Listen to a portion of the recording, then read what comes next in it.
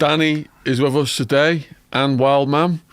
Danny is a connoisseur of the UK prison system, done almost 20 years, over a dozen different prisons, various situations and scenarios, but fascinating story.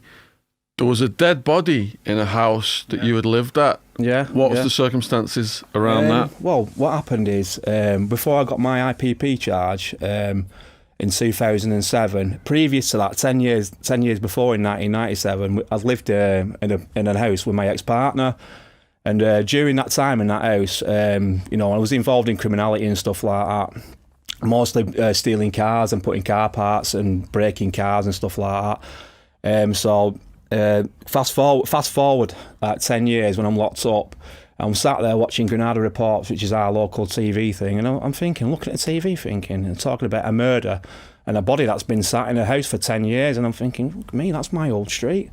That is my old street. So comes like association time, goes downstairs, gets on the phone to my missus. I was like, fucking hell, I went, been a murder on our old street, She's like, oh, you're joking. I was like, seriously?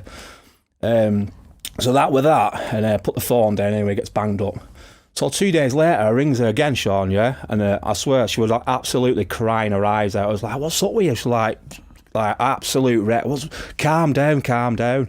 She went, oh, that body in that house. She went, it was my old house. It was our old house. She went, the police had been. I've told them you used to go down the cellar. I was like, whoa, what are you saying? Do you know what I mean? I said, listen. I said, stop talking. Do you know what I mean? So she said, I told them you used to put your car parts in the cellar. And I was like, oh my God. Because I was on remand for 2 armed robberies at the time. And I'm thinking, oh my God, I can't fucking believe this is going to be a fucking murder charge, you know what I mean? I just didn't know what was going on. She said the police, the murder investigation team are coming seeing you in Forest Bank. And I was just like, I thought, is this actually happening? Is this for real? Am I being set up or whatever? So police come, interview me. Murder investigation team from Bolton it was. Came in, sat down. She went asking me about the address and stuff like that. And she says to me, have you ever been in the cellar of, I can't remember if it's 16 Equitable Street? And I was like, well, yeah, I would have been in the cellar, because I was being straight with them, because I knew I weren't involved. It was nothing to do with me. So I said, yeah, I have been in the cellar. I used to use it for put car parts in and stuff like that. She said, well, we've found a body of somebody that's been missing for 10 years. We found her buried in the cellar. He said, you lived there in 1998. You lived there in 1997 with your ex-partner. I was like, yeah, I did used to live there. I said, but obviously this is nothing to do with me. He said, well, with information is that you're involved in this murder. And I said, how can I possibly be involved in this murder? I said, it's nothing to do with me. But what all they were doing is, because the guy, what had happened is, there was a woman called Dorothy Carr, and she had been murdered by her partner. He killed her and he buried her under the York flags in the cellar. But I'd left car parts in the cellar and stuff like that with my fingerprints on. So when he buried this poor lass, he put a stolen wheel that I'd left in there, and he put it on top of the York flags. But on this wheel and other parts are my fingerprints. So this is another factor why I was factored into this murder, because my fingerprints were found at the scene of a murder. So obviously they knew it was nothing to do with me, because it was a partner that killed her. He ended up getting like 18 years. But you can imagine, it was just like, I just sat there, a man, thinking, this cannot be happening. That must be a nightmare going through that. It was just, coming up visiting me and stuff like that. When your fingerprints get found at something like that, I was absolutely questioning myself. I was thinking, I was just like, what is going on here? My head just could not accept it. Because you're innocent, but you also know it's easy for them to stitch you up. Yeah, and that's the thing, with the police. And I've been stitched up earlier in like '98. Where they recovered a thumbprint. They said they recovered a thumbprint off a money bag, which I know for a fact they didn't, because I had a set of gloves on after a robbery. So it was, but I knew it. It might not go on as much now, but it went on a lot in the 80s and 90s. So crazy. So you mentioned you got an IPP sentence.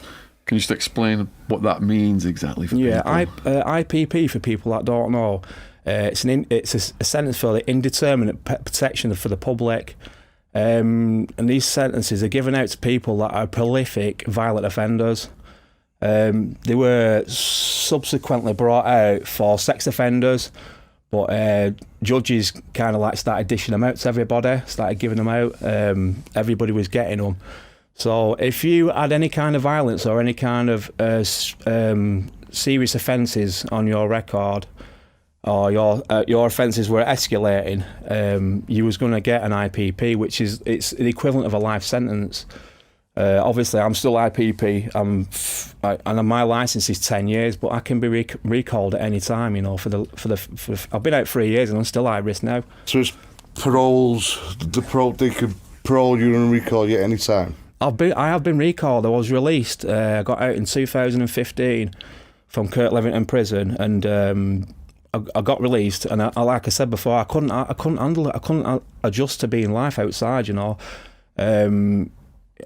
like mobile phones, places have been knocked down. My kids had grown up. They was in their 20s, and I just didn't want to be out. It sounds crazy, you know, because I worked so hard in my sentence to get out. I'd done everything, you know. I'd done all the courses.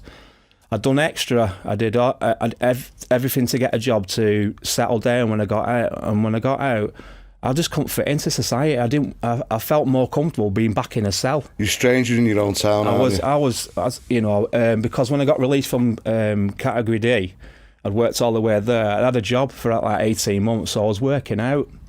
I'd never had a job in my life, Shaun. I'm ashamed to say that. You know, I am ashamed to say that. I'd never had a job in my life up till then. And that was the first time that I started paying tax. And it was the first time that I actually understood what it was like to work for something and own it.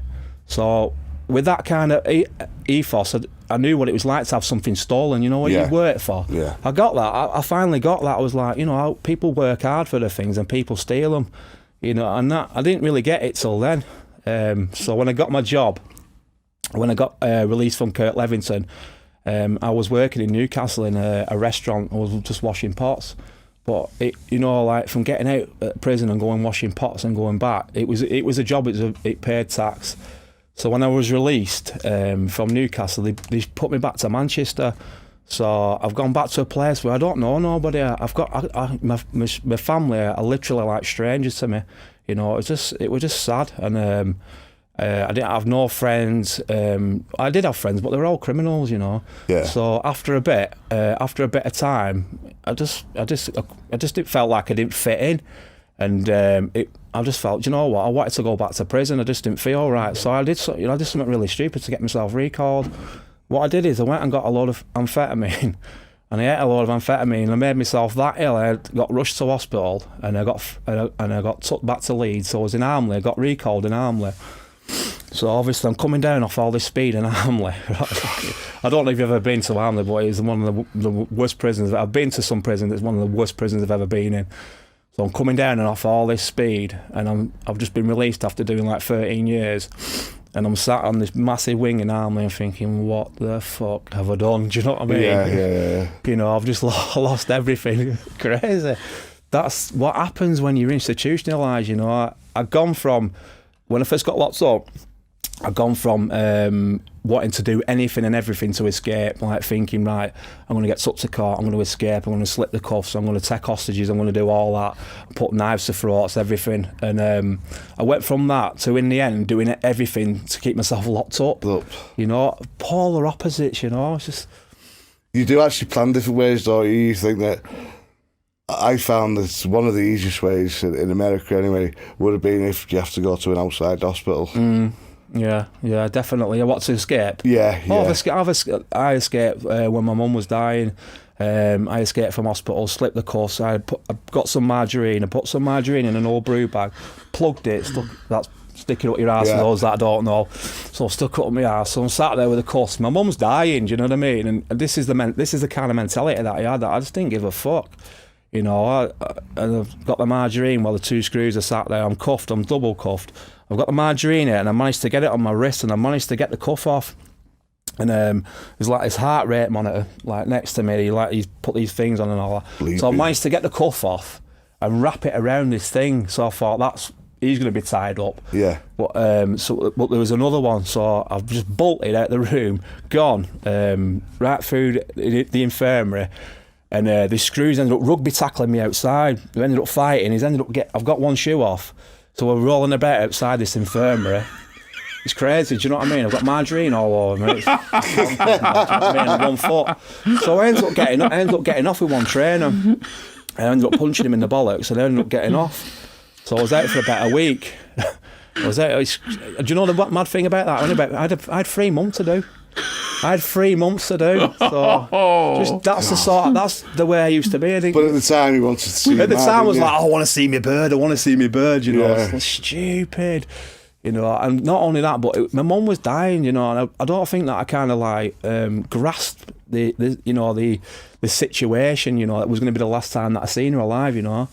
And it was the last time that I seen her alive, and I always feel guilty about that because for my own selfishness, I ended up that's when I ended up getting caught. I got put in stripes, and I was like Cat A, and I was just like, it was just like one thing after another, but escape's like always on your mind, isn't it? Yeah, definitely is always.